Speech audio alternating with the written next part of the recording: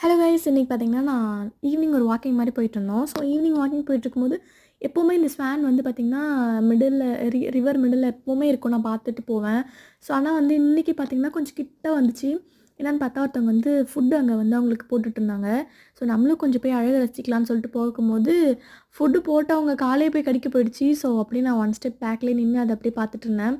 அதுக்கப்புறம் பார்த்திங்கன்னா இதெல்லாம் வந்து பார்த்திங்கன்னா கனல்திமிதின்னு சொல்லுவாங்க. ஸோ கனல்திமிதியில் வந்து எப்போவுமே வந்து இந்த போட்டிங் ஹவுஸ்லாம் இருக்கும்ல, நம்ம வந்து இந்த போட்லேயே வாழ்வாங்க, நிறையா பார்த்துருக்கோம்.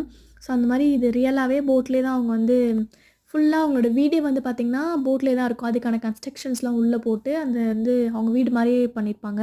ஸோ அதுக்கான சார்ஜிங் பாயிண்ட்டு எல்லாமே வந்து இங்கே கொடுப்பாங்க.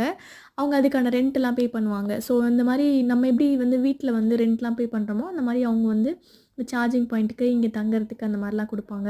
பட் ஓன் போட்டாக தான் இருக்கும் எல்லாருக்கும் மோரல்லஸ்.